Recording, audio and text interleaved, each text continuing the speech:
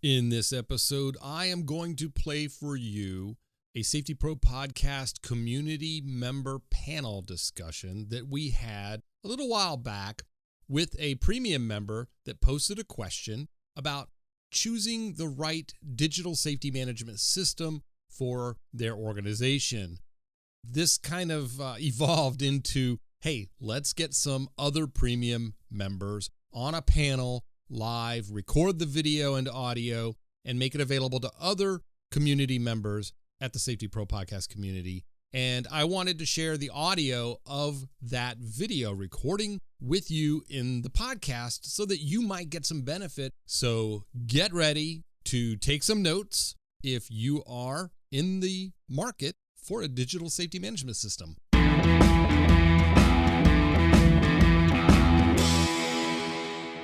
Before we get into today's topic, I want to remind everybody, if your business is reopening after any kind of closure due to COVID, or you've continued to remain open, but you're struggling with how to mark your facilities to ensure physical distancing and relay important information about safety and health as it relates to COVID, I want you to go visit our friends over at MightyLine Floor Tape. MightyLine has some great products for you to mark your floors, whether it be the stand here, the 6 feet distancing, or just floor tape to denote lanes of travel. They have everything you need to mark your facilities. So hit the link in the show notes, visit our friends at MightyLine Floor Tape. They are incredible partners in safety. I can't thank them enough for their support of the podcast. Again, MightyLine Tape for all of your floor marking needs. Hey, don't forget to visit our friends over at Healthy Roster. You've all heard of onsite injury prevention services, right? Well, that's what Healthy Roster does for those with multiple locations and shifts. And they do it affordably. So head on over to Healthy Roster, hit the link in the show notes. Go ahead and take a poke around at the website, dive deeper into the safety ally services they provide. Thanks, everybody, for hopping on this call. I know Chris had a question on the community site that we all kind of jumped in on, and I thought it would be good if this is the first time we're doing this, that we get on and do a community call, and we make it available for everybody in the community after we're done. But let's go around the room and introduce ourselves. We'll start with Kyle, who's on my far left here. All right. Hey, guys. Thanks for having me, Blaine and company. My name is Kyle Domin. Been knowing Drew and Blaine here for a while now. They've been sticking around me, so I guess that's a good thing. You can't wash us off. Yeah. Awesome. And Kyle, you're going to contribute to this conversation because you went through this recently in the last couple years, searching for a solution that Chris was looking for. Yes, absolutely. Absolutely. How about Drew? Drew Hinton, President and CEO of Aero Safety, Glasgow, Kentucky. So looking forward to Chris. I haven't met you, but nice to meet you finally. I know we've got it back and forth, but looking forward to a good discussion. And Drew, recently in your past, you did the same. You were on a journey to search for a solution, and and myself included. I've done it over the years, but we're just going to help Chris answer any questions he has and kind of just give him our take and perspective on what to look for and do our best to try to contribute, right? Absolutely. So, all right, Chris, how about you? Go ahead and introduce yourself. So I'm Chris Groselclose. I'm a safety coordinator with the city. I'm new to the public sector. I've been working in the private sector throughout my career. So it's new to me. I've also never worked with an SMS, management system. And so I don't have any experience with that. And so that's what, I'm looking to add that feature to our program. And so that's what made me ask the question. So thank you, Blaine, and thank you, Drew and Kyle, for coming together. I really appreciate this and look forward to hearing your expertise on it. Sure. So let's get everything started then. And I'll just throw some background from my perspective, and then we'll go to Kyle and then Drew, and then we'll open up to Chris for any questions. My experience in looking for a digital SMS in the past for various clients, I was in the same position Drew is with consulting. but also working with a provider recently, I learned a lot about what companies look for and what they don't look for, to be honest with you. So I always boiled it down to, I used to say it was 4 R's. I'm going to simplify it to 3 R's, as the ability to record, report, and retrieve. And that is record, all kinds of things, incidents, near misses, mishaps, property damage, to be able to report injuries, report claims. So you have to consider outside third parties in that case, workers' comp, insurance, things like that. And then retrieve, be able to retrieve info. If you have folks that are working at a facility or multiple facilities or off-site on the road, they got to be able to retrieve policies, procedures, safety data sheets, and then you got to be able to retrieve past cases and review all those. So I kind of boiled it down to those 3 things. And then within each 3, you can then list all the things you would want to be able to record or report. And then all the things you would want to be able to review or have access to, either through the app or on your computer. And then go look for providers that provide for all those types of options. And I'll just leave it at that sort of high level. Kyle, how about you? What were you considering when you were looking for a digital safety management system? Pretty much those same things. My motivation really was to get away from such as the paper-based system, and kind of digitize it a little bit more, make it a little bit easier. The time that the supervisors were spending on the reports didn't make sense. So that's always one of the selling points when you go to market a solution like this, in my opinion, is, we're not in the business of making the guys' position harder or, make it tougher on them to do their job. They have a job to do at the end of the day as well. So anything you can do to streamline, eliminate some waste, and ultimately market this to the upper management crew. So you say, this is the reasons why we're doing it, whether it's a cost benefit analysis or saying, hey, we're going to be 50% more efficient, or we're going to do, 90% more root cause analysis, closure rates, stuff like that. So that was the motivation for me, is really digitizing the solution and then having a one central location for a digital dashboard, to where you didn't have to go drag and draw into a drawer or file cabinet that only one guy has access to, and he's on vacation in Hawaii. Okay. So you essentially, you have everything and everyone has access to it. Right. And, if you ever need to retrieve anything, or God forbid something, litigation or anything like that, it's there. You don't have to go on a search and rescue mission. Yeah. Now Kyle, you mentioned something that was important, and we hadn't gotten to it until now, but I would highly recommend, Chris, you do a time study on your current process. The time and of course the number of steps, not just time, but the number of steps and tools. Where just take something simple, like what's the most common thing that occurs if it's just an injury, then time study and map that whole process out. And then you would be able to compare that to the purported efficiencies you would get of any system that you're looking at. A lot of them, it's a matter of a couple of minutes. I know the one I worked with, helped them build their workflow. We were down to 2 minutes for the average initial report.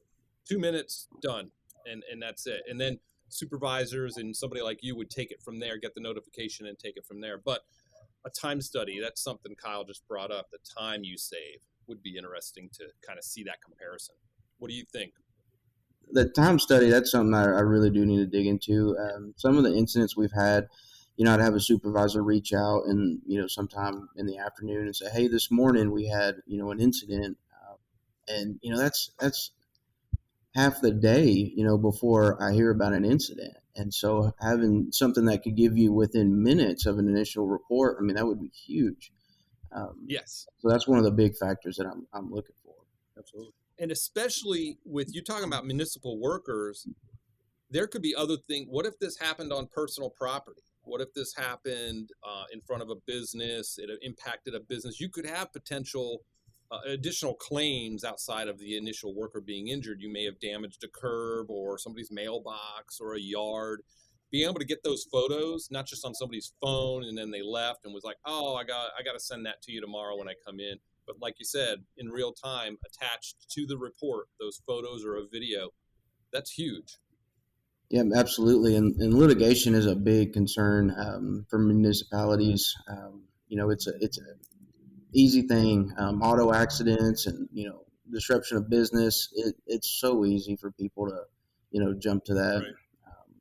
Now, Drew, we're going to get to you here, and it kind of opens the door because I'm going to make a sort of tongue in cheek, but it's something that we had the benefit of having with the fire department. There's a little something called eminent domain, right? Yeah.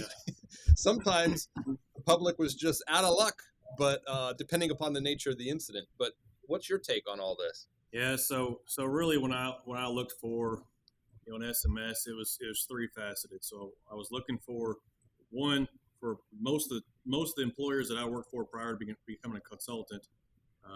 They were millwrights, they were pipe fitters, welders, all across the country, literally from Florida to Washington and everywhere in between.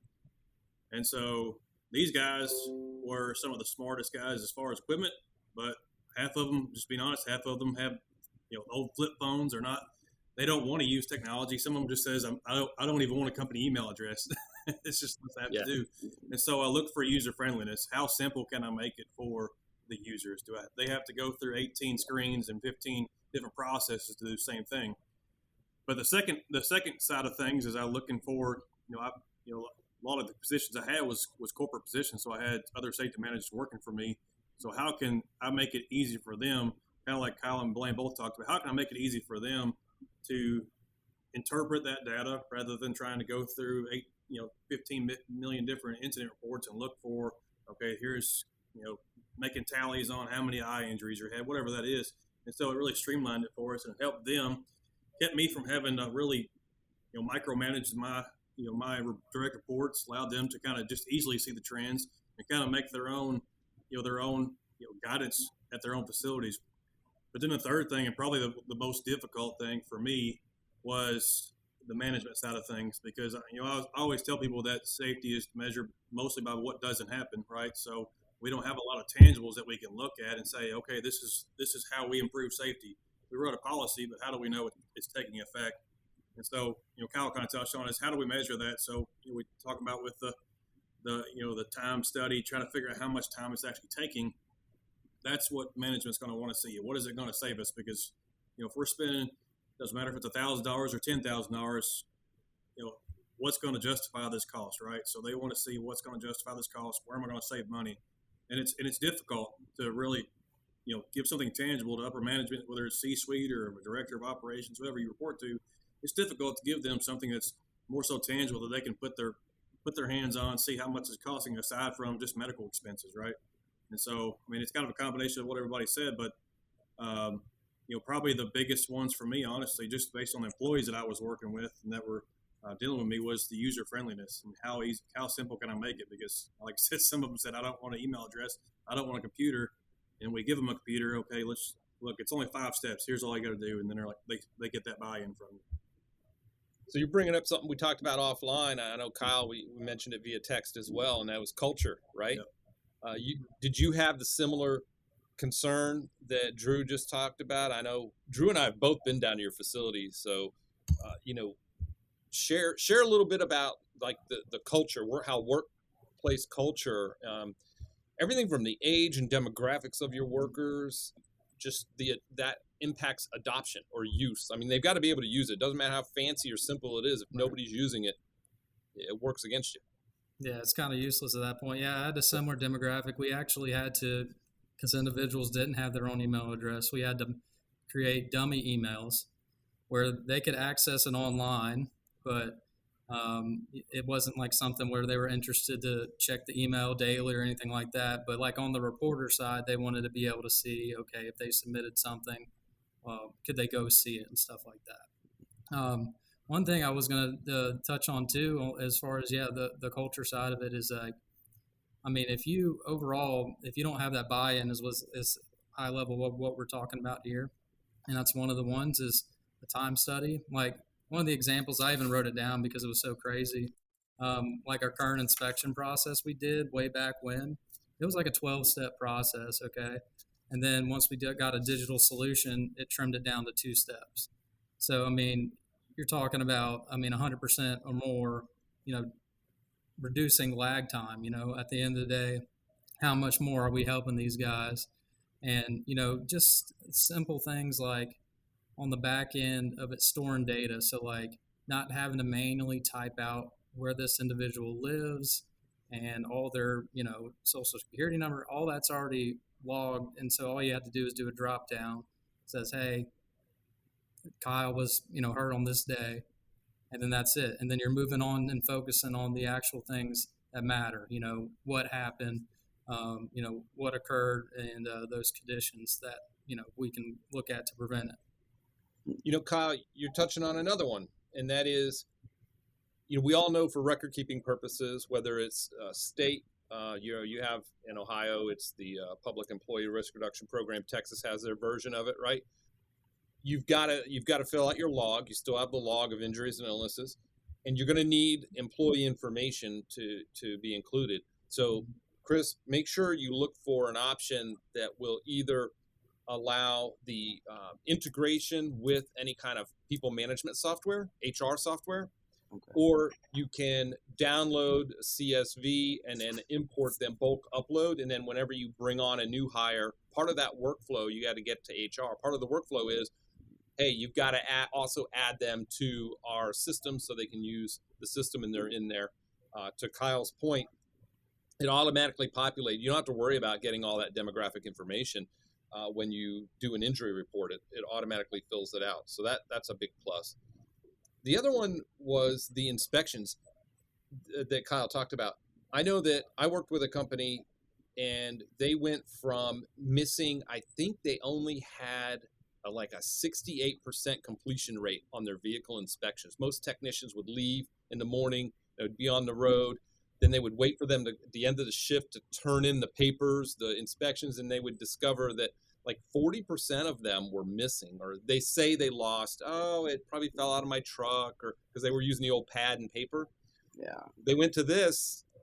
They knew within the first hour. They were calling people. Hey, where's your pre-trip inspection? Where's your truck or vehicle inspection?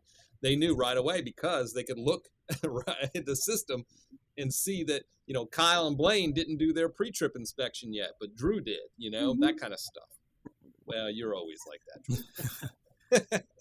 Drew. But, so the inspection piece is key. What other, Kyle, you also have the unique, the added wrinkle of having an on-site medical medic and fire brigade, right? Right. Okay, so so essentially we have EMT. Sometimes, so on day shift we have 2 EMTs that are, most of them are previous firefighters, and on the off shift we always have 1 EMT. So around the clock, at least 365 days out of the year, we have an EMT on shift, and that's what we did for our incident basics because they were the ones putting their hands on them. The first time they're the ones doing the initial treatment. So it made the most sense for them to look at that and, say what treatment they issue, what happened, any information that they can get, a instant report filled out and stuff like that from the witness statements or the actual report statements as well. And, one big thing that we focused on was that incident basics aspect of it. But one thing that Chris, you mentioned was, it's the lag time. It's already 12:30, 1 o'clock, and you don't even know an incident occurred, right? So a lot of these digital solutions, they'll have the precursors already involved, and it's the trigger criteria. It's like, okay, if this incident occurs in this department, it's going to notify this department supervisor, this department manager, the safety manager, the EMT, the whole list, whatever, it's tailored to how many individuals that you want to share that information with. But that was one of the things that we did to reduce confusion and lag time as well. Was like, if you called and spoke with a manager or something, you'd be like, okay, well, I know you received it because it's already built into the process, right?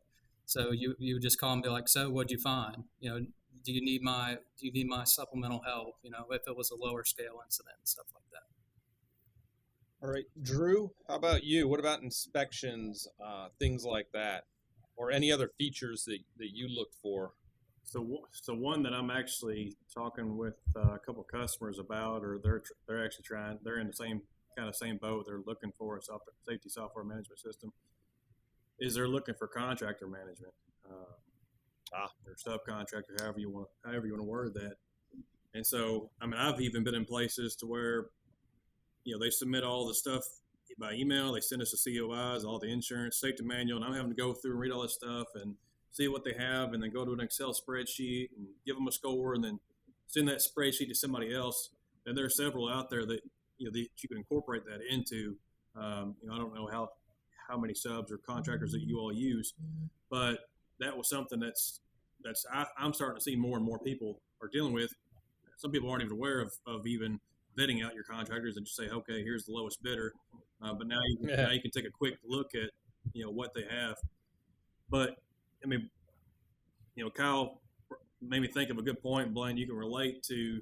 I mean, just Kyle just having your EMTs on site, even spreading over to the safety side. But it just makes me think of the fire department days. And that's all we were talking about was more or less, he brought up litigation, was what if this court goes to, or if this case goes to court, what if this medical call goes to court? Am I going to have everything I need to remember that it's going to take 3 or 4 years down the line? Am I going to remember everything I have? And so, and making it easy for them to document all the details. I mean, they don't have to go into a full elaborate story, but even something customizable to where you can put whatever questions you want in there to where it makes it where you're getting the desired responses out of those employees, so that you, like I said, 3 years down the line, you can paint you a clear picture of what actually happened, rather than, I don't know, let me go find this piece of paper somewhere, and it's probably smudged up and crinkled up, and Kyle's got the key and Kyle's in Hawaii, right? Dang it, Kyle. No, too many vacations. That's not bad, though. All right, Chris, what questions or concerns do you have about not just looking for something with the right features, but implementing it, rolling it out? Do you what kind of support are you thinking about that you might need, that kind of stuff? Because we've all kind of done this and rolled it all out. So right. So what we currently have is a online SDS sheet management already, but that's all it does. It's just a online SDS management. So we have that already, and it's been rolled out, and it was a good rollout. And so as far as this, I think the rollout will be successful. Some of the issues I'm concerned with is access to the system. Say our crew leaders all have iPads, and so they will be able to access it. Issues with each employee, using their phone if they need to access the system. I don't know, how that could play out. I don't know if, do they have the right to refuse and say, no, I don't want to use that on my phone? Is it going to cost them anything? Data, internet, is that a concern? So something along the lines of that is one of my concerns. And then, but every supervisor has an issued iPad. Yes. Okay. If they're in their field, they have an iPad. If they're like an office-based supervisor, they'll have a computer. There you go. All right.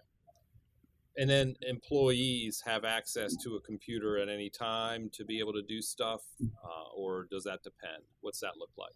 Well, the field employees will be able to access their supervisor's iPad. If they're in the field and they need to, do a report, they could do it on that. Mm-hmm. Or they could go back to their office. Right. At the end of the day or the beginning of the day, they would have access to computers there. Okay. So you don't think access would be a big issue? I mean, is there a chance that a worker who's not a supervisor would be a lone worker situation, right? Would be working by themselves, something happens and they call and say, hey, I twisted my ankle or I fell or whatever, and they have to wait for somebody to come, or do you have those situations, or is somebody always going to be with a supervisor? No, there are a few that would be by themselves. Say, for example, meter readers. They drive around by themselves checking meters. What do they check with? I don't know. Do they have an iPad, or is it a proprietary wireless thing? Yeah, it's a proprietary. Okay. I don't know what it's called, but yeah, they have some kind of system. All right. Maybe it could be integrated, into an iPad. Maybe that's something that I could look into. Yeah. There's workers that drive around, do a little bit of work on fire hydrants. Those guys are by themselves. So there's a couple odd and end type positions that are. Drew, who'd we use for those? What's that? Who'd we always use for the fire hydrants? Oh, we always did our own. I know. We would send the rookies out on the old backup engine. I wish we had the city workers to help us. Oh yeah. Oh my God. I remember those days. So you do have lone worker situations. So that would be a consideration. I would definitely kind of document how many of those you have and like what would be, and it doesn't matter what system you go with. That's going to be a gap that you have. Yeah. Yeah. Sorry, let me interrupt you there. I was going to say, a lot of the solutions nowadays, they have them to where they're, they have an Android and Apple download as well. So if you had a workstation, but also, an iPhone or iPad or Galaxy, whatever you're using, it would be accessible through there. And not all of them, but a majority of them do. Okay.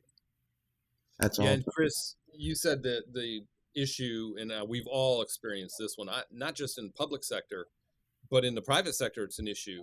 And you brought it up earlier. You can, I guess, ask them if they want to use their phone, but they don't have to. It's their personal phone. It's their personal device. And with a public employee, whether you're under a CBA or not, there's still that issue of them using their personal device at work. So lone worker situations and access is going to be something you're going to want to consider with whatever system you're looking at. So I don't know how many of those you might have, those instances you might have, but how do they reach out to their supervisors now? Do they call them on their phone? That's the thing I ran into. I'm like, I know you text each other all the time. You use your phone at work all the time, but now for this, all of a sudden, you want $50 a month for your data plan. Okay, well, yeah. So it's going to be interesting. That's all I'm going to say. You guys have something to add on that one? Yeah, well, it just got me thinking about, talking about the supervisor roles. Is one of the last companies I worked at is they actually gave their supervisors, of course, they were all field service. They were out in various areas, but they gave all their supervisors, I forget if it was 1 hour or 2 hours extra pay per day just to do admin stuff. So even if they didn't have time to do, if it was a smaller incident that they could jot down, they're getting paid to go do that later. So even if they get the job done, they're going back to the hotel, whatever it was, and jot it in there. So, of course, that was people that are spread across the country. But even within the city, just something to allow them. Hey, we're gonna pay you if you stay an extra half an hour to fill this out. That's not a big issue, and some people think it is. Some people that don't want to stay, whatever reason it may be. They say, hey, it's 5:30, I'm out, right? Yeah. And so, like I said, just something to encourage with that made me think of it. So a workaround that we did was our supervisors and managers had a phone, and our EMTs also had a phone. But what we had was those individuals, if we did have a lone worker situation or like a weird, off shift where an individual was going to be by himself, we would have like at least one phone at that workstation that they could use. And then we also just on the reporter side of it, we just allowed it to be voluntary, where it's like, okay, if you guys want to use it, this is how you do it, and we trained them how to do it, but we didn't like say, all right, you're required at that point, if that makes sense. Yeah. And a lot of systems will have an option where a supervisor can start an initial report, select the employee, and hand it to the employee, and the employee fills out the rest. So a lot of, this is very common. I mean, everybody's mobile now. Like Kyle was saying, they all have apps that you can download that you would then log in to access their stuff. But these companies are also realists, right? They recognize that not everybody is going to be able to use their personal device or even want to.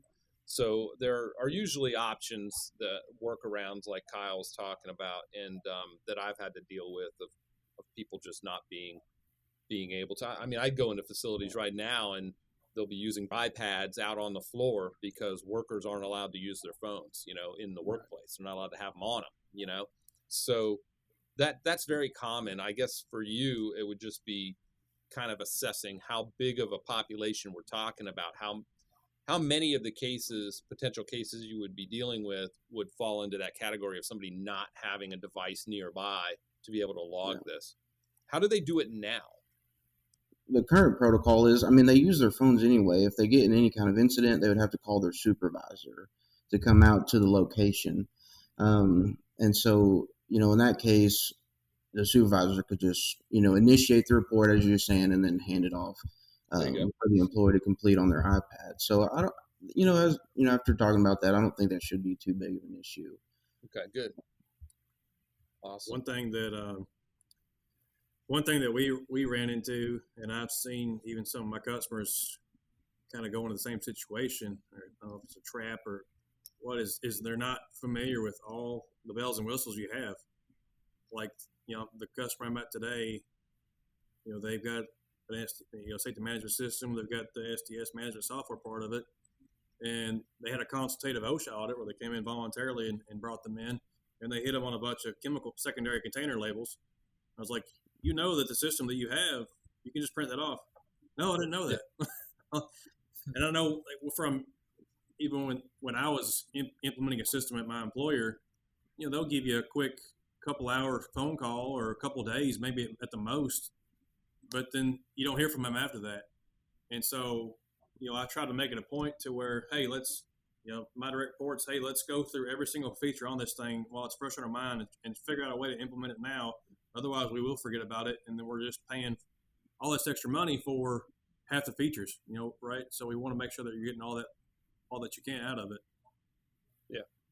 Yeah, and Chris, another good point Drew's bringing up is if you have other forms that you use when you interact with the public or something like that, that would not be typical of a safety management system, right?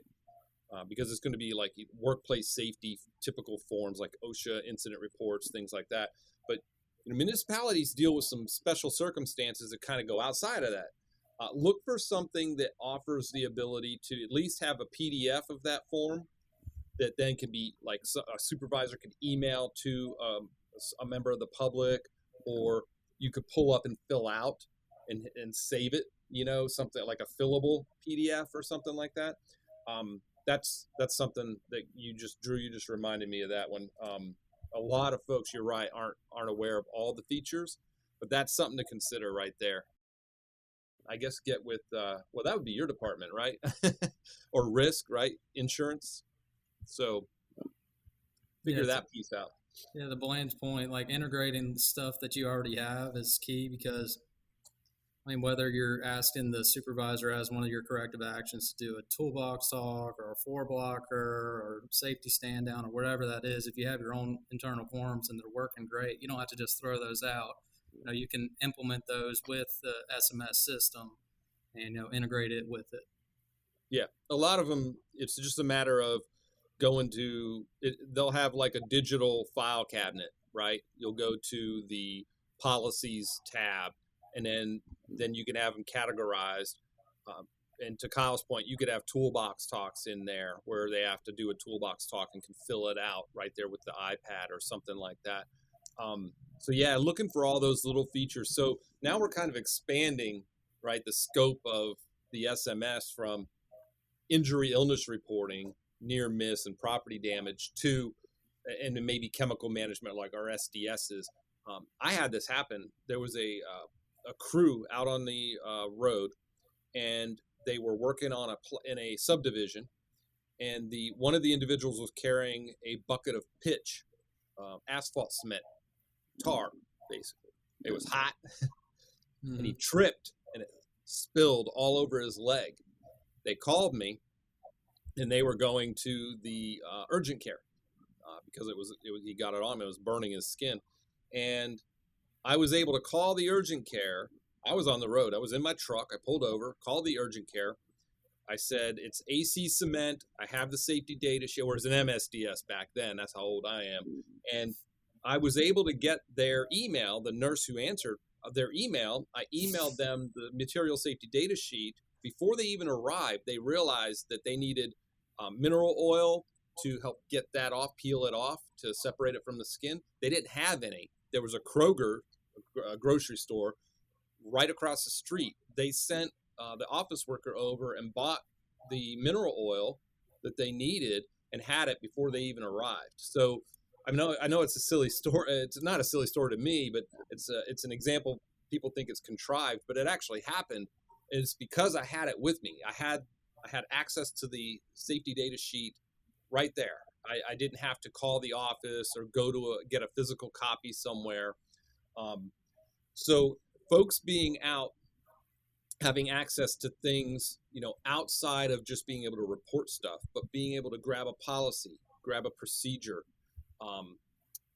Drew, confined space. If you have municipal workers that go into the storm drain or to do any of that work, how critical it is to make sure that you have these things there on site, because we know it's human nature. Oh, I don't have a copy of the entry permit, or we're the fire department. We do what we want. Nobody's looking. I'll go right in. I'm only going to be in for a minute. Right. Famous last words. But yeah, so think of like all the other moving parts of your safety program and the things, the daily, like all the tasks and activities. What are we missing, guys? Chris, what are we missing that you think might be useful in a digital form or captured by the SMS? Well, so we were digging into those extra features that I was curious of.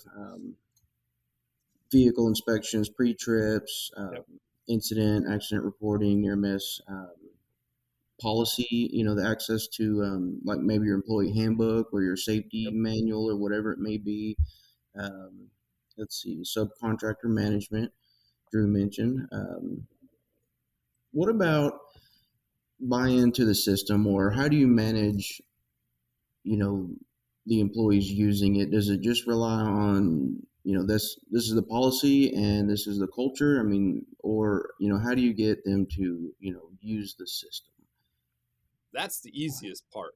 I mean, it's a headache, but it's because it's a business tool. Once the organization has adopted it, it's like using email or spreadsheets. It's like, you got to use it. You don't have a choice. There's no. So the only exception to that would be accessibility issues. I don't know if you deal with this, but is it in their language, right? So maybe have a paper form that's in Spanish to be able to provide accessibility to that, and then it can be scanned. So a supervisor can still start the initial report. The employee fills their portion out in their language with the appropriate form, and that can be uploaded and attached to the supervisor's initial report. So you've still captured it. So what else, Kyle? Do you have any options for offline use for some reason or another, or did you not run into that problem of getting people to use it? Oh no, I mean, overall, I was really glad that you guys decided to do this, because just overall, when everyone just talks about the SMS, they just say, they don't, you talk about two different things. You got process goals and outcome goals, right? And everyone just sees the finished product of the outcome goal, and they don't see all the, inner workings that went to it. Like, for example, your outcome goal, if you're running a marathon, is finishing the marathon. Your process goal was all the training you put in to finish that marathon, right? Not dying. That's my process. Yeah. So marathon. Oh my God. Yeah. So just overall, just, all those intermediate stepping stones, it's like from the get go, like getting everybody together and explaining how it's going to improve them. market the digitized solution, illustrate what we have versus where we're going, and then just create a blended solution of what you already have, right? But yeah, overall, I'm kind of jumping around here, but that's really why I'm glad we're diving into this, just overall. And one other thing I want to chime in to was, like you mentioned, you had some individuals that were like meter readers and stuff like that. A lot of the systems have where they have integrated diagrams with it as well. So like if they wreck into a car, or if they hit that meter or do something like that, they pull it out, and let's just say they ran into a truck at a four-way stop. Well, they have a selection where it's got a four-way already drawn out, and then you just implement the cars and you show the positioning of the cars and stuff like that. So it takes a lot of that guesswork out of it, a lot of that speculation. So you're not having to go back, and you just literally say, here, this is what happened, Yeah. Oh yeah. I know what he's talking about. It's the same system I worked with, but on the iPad, yeah, you can even drag and drop little cars, turn them in different directions, a truck, a bus. There's all the different vehicles. You can actually recreate the accident diagram with all the different intersections, possible, configurations of streets and intersections. It's kind of cool. Yeah, that is really cool. Yeah. So I think accessibility is the only thing I would think of that if it's not available in your language. But Drew, I'm sorry, Kyle, isn't the system you're using, can you change the language on that? Are there language packs for that? Not that I'm aware of. I know that, like, for example, when we were integrating some of our current procedures or current cutouts or whatever we were using, we could just pretty much give them a copy of that, and then they would make an electronic drop-down version of it. So a lot of those are user-friendly in that regard. So you could just present it to them, and then they take it, and then make it in their language. So if they do offer that type of accessibility and that user-friendliness, it shouldn't be an issue. Tweaking a few words here, or making this one a fill in the blank versus drop-down, et cetera. I was going to piggyback on the last comment Kyle talked about is really making sure that you look at the what's in it for me aspect of them. That's probably what you were asking about buy-in earlier, and that's what it's going to be is, what's in it for me? Is it going to save me time? Is it going to keep me from having to, tote around 20 different pieces of paper? What are they going to gain from that? Is it administrative benefits? Is it, whatever that may be? But that's ultimately what they're going to want to know is, what's in it for me? Definitely. And you're removing a barrier of reporting. Just to piggyback on the piggyback, if you have 15 pages that they have to fill out, and they're gonna ponder in their head, well, hell, should I sit here? It's 2:30. I go home at 3, and there's a machine guard off. Am I gonna fill out these 15 pages? Or if it's easy, obviously they're gonna do it, right? So doing what we're talking about here is making it easy, accessible, and not to where they have to be, they got a hand cramp and you got to report that before they finish the report, right? Oh, yeah. In my experience, Kyle, tell me, and Drew, you too, tell me if this is something you experienced. When we rolled these things out in my past, we also coupled it with some sort of initiative or drive or temporary incentive, like safety catch of the week or something like that. We also encouraged them to use it by reporting safety hazards and concerns, not just incidents, but like a safety concern or a hazard. When it's real simple, when you can literally just pull this out and go tap, tap, tap, send, we ended up getting more feedback than we'd ever gotten before with the paper system because of what Kyle's talking about. It was a pain in the butt to just, fill out a suggestion card. I got to walk all the way back to the front of the shop, or I got to wait till I get back. And by then you forgot, you're off to other things. Did either of you see an increase in participation and feedback by just making it super simple? Yeah, we incorporated into not only our safety incentives, because all of our safety incentives at the last company I worked at were all proactive based, but of course with that we tied it into our leading metrics, our KPIs that we're reporting. How quick are we getting reports done? How quick are we getting these actions closed? Because if you're going back to the paper format and it takes you a day to turn it in, that's an extra day that you're having to push back that corrective action, whatever that may be. But we did incorporate that into our incentive program, because all of our incentives, while the companies I worked at were all proactive based. How many JSAs are you doing? Are you doing one for every single job? And so, we weren't directly saying that, you got hurt, so you're taking JSA away, but we're still hitting at that. We're saying, okay, you got hurt. Did you do your JSA?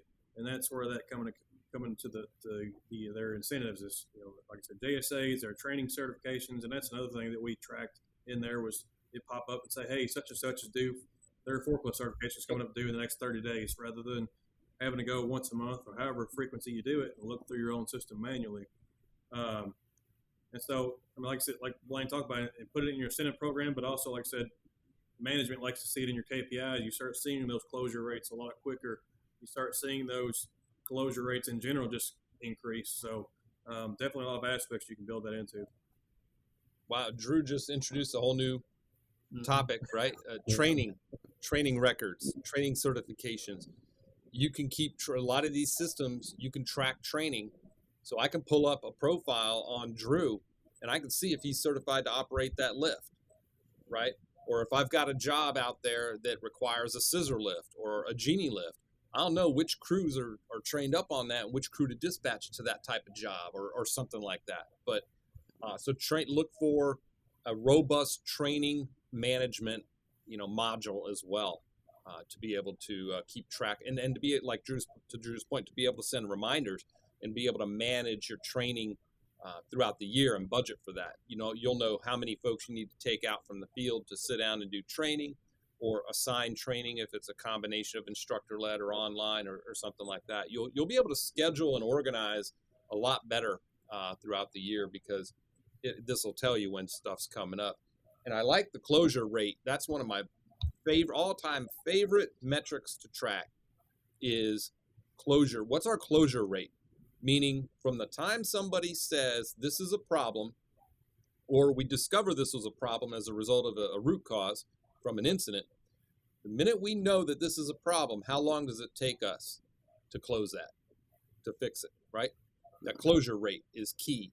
That is one of the indicators as to how responsive the organization is to problems when we discover them, how willing we are and motivated we are to marshal our resources and apply it towards that problem. So that's a good one.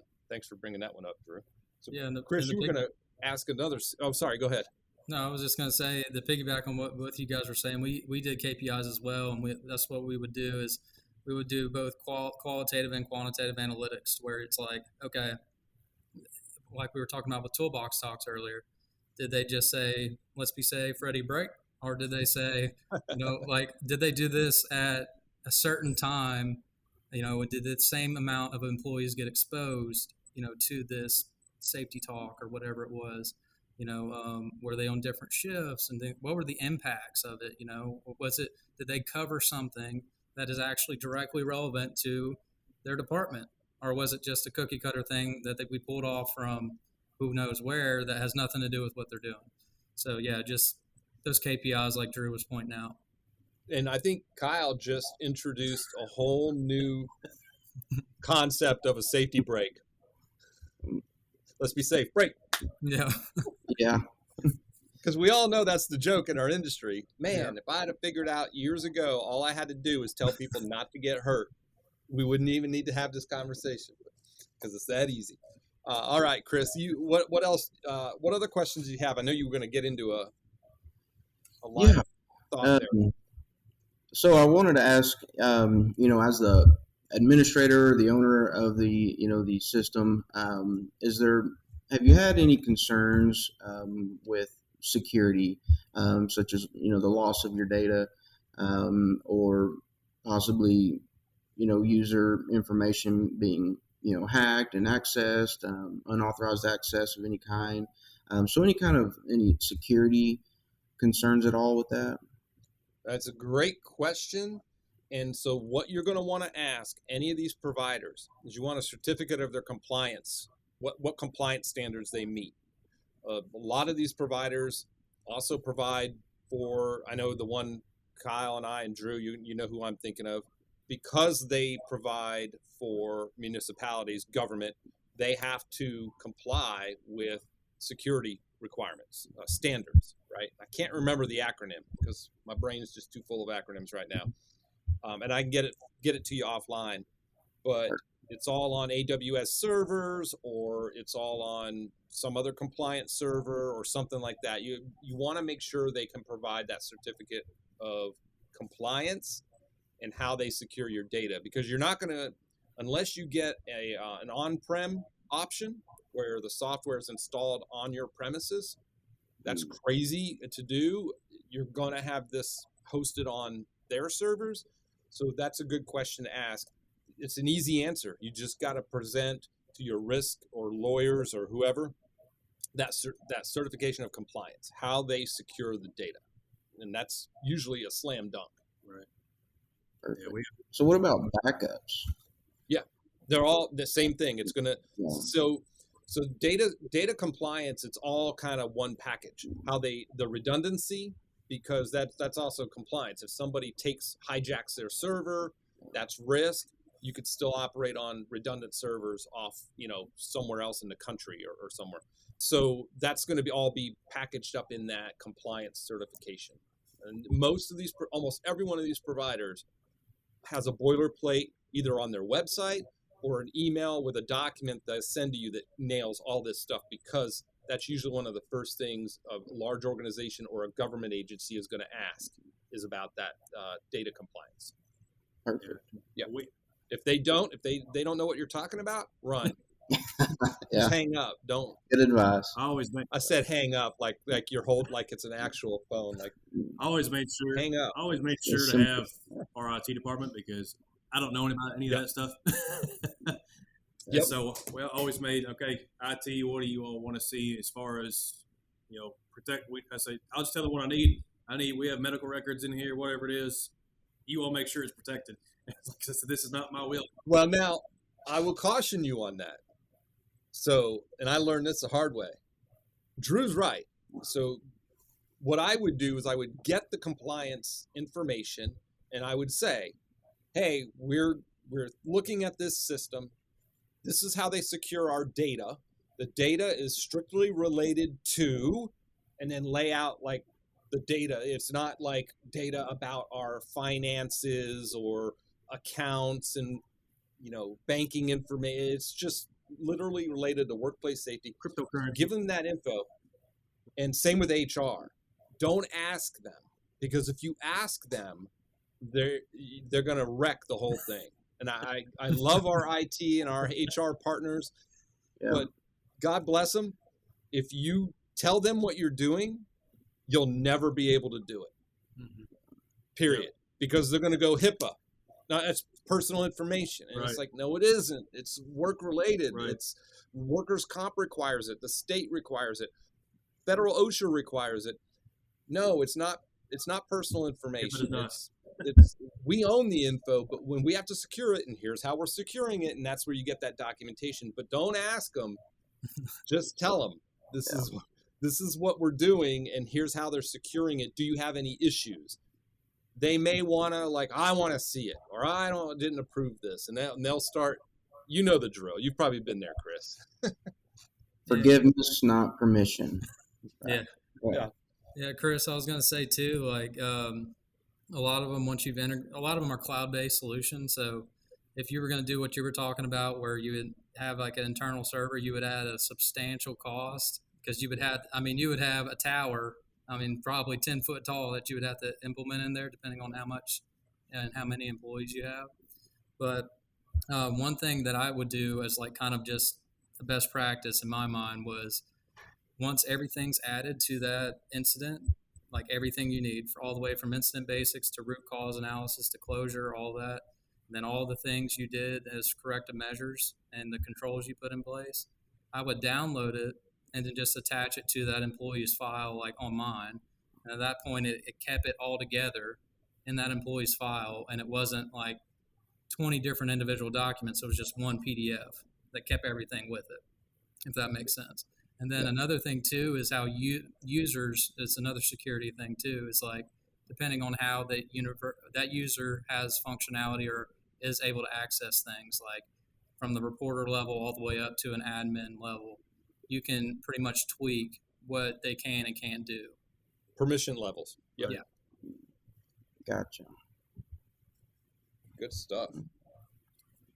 Good discussion. I mean, this has been huge. And I think that was all the big stuff I had, guys. That was a lot of info jam packed in there. A lot of good stuff. We talked about stuff that I'd forgotten about. Well, that's the great thing of having so many people come together. We all have these different experiences, and and it just works together. So yeah. And of course, anybody watching this video on the community site after the fact, premium members obviously will be able to drop your replies. But yeah, I'm sure we'll think of stuff after the fact. We'll just keep the thread going and keep contributing to it. But Chris, you're on a path we've all been on, and many safety pros are on, which is moving from paper or spreadsheets. God, I hate Excel. I hate Bill Gates for that one. But moving from that to something that makes sense. But I think all of us that have done it, we know like the benefit. It's huge, absolutely huge. You're not. It's just wonderful. It's wonderful to be able to just see that dashboard, log in, go in the morning, log in, and see who missed what yesterday, what inspections are overdue, what trainings are coming up this week or next week, and just be able to have everything right there without pivoting, multiple spreadsheets and dragging, copying, pasting into another spreadsheet. It's just insane. It's insane the amount of work that we do that something like this could solve. Well, I'm sold on it. I think on my post I asked, is it worth it? But after this discussion, I'd say, the benefits are huge. And so, yeah, I'd say it's worth it. So I'm looking forward to, rolling this out, implementing it, and finding that right provider and making it work for us. It's all a matter of figuring out what's best for you. There's a million options out there. Trying them all out, doing demos, and just figuring out what works for you. What worked for Blaine and myself and Kyle may work for you, maybe it doesn't, but at least you've got some ideas to go off of and know what to look for and what's going to hopefully find what works best for you. I think to Drew's point, because there's a bunch of them out there, that's the biggest frustration I think we have is that, man, it's like, what if I pick the wrong one, and I'm stuck with this thing because there's so many. To Drew's point, you got to kind of look at all those features and functions. And Kyle, your experience with this too. Chris, is that all right if I share your contact info with Kyle and he can reach out with his, because we don't want to name the companies that we've dealt with here because we don't want anybody to think we're affiliated with them. But is it okay if he contacts you offline and shares his experience? Okay. Yeah, you can share it. Absolutely. I appreciate it. Sounds good. Yeah, I was just going to say what Drew was talking about. Anything you can do to take it off of your plate, whether it's a reoccurring task or whatever that is, and in that system, hey, by all means do it, man. You don't want to work harder. Work smarter, eh? Oh, yeah. But it frees you up. I was shocked that it frees you up to actually go out of the office more, out into the field, engage people where the work happens, and you're not saddled with all that admin work that really provides no value in the end. You're just rearranging data that already exists. You're rearranging it into a user-friendly or into a format some other people are asking you to present it to them in, when it's already going to be there. People can, and that's the other thing about a dashboard. You can just send them the link to the dashboard and say, hey, you can log in at any time and you can see how many incidents your department has had. You can see how many open action items this department has. At any time, you don't need to do that for them. They just have to go look at it, So that's powerful. Yeah, they already know current state, there's not that lagging portion of it, and you're actually focusing on things that actually add value instead of death by data. Yep. Meetings, current state. So Kyle is hitting on one of my biggest pet peeves. There's nothing more frustrating than going into a meeting about what we need to do right going forward, how we need to respond to our trends, and you spend the first 75% of the meeting telling people where we are, when everybody coming to the meeting should know current state. You just look at the dashboard. You know how many incidents we've had in the last month. You know what part of the body, you know what process is hurting us the most. So this meeting is about, here's the 3 options that have been proposed to fix this process or improve that process or whatever. And we need to dig into that instead of trying to present current state to them, which then they ask a bunch of questions. And then the meeting's over and you never got to decide on path forward, right? Does that make sense? Absolutely. A meeting that could have been an email. Yeah. Right? Oh, Drew, speaking my language.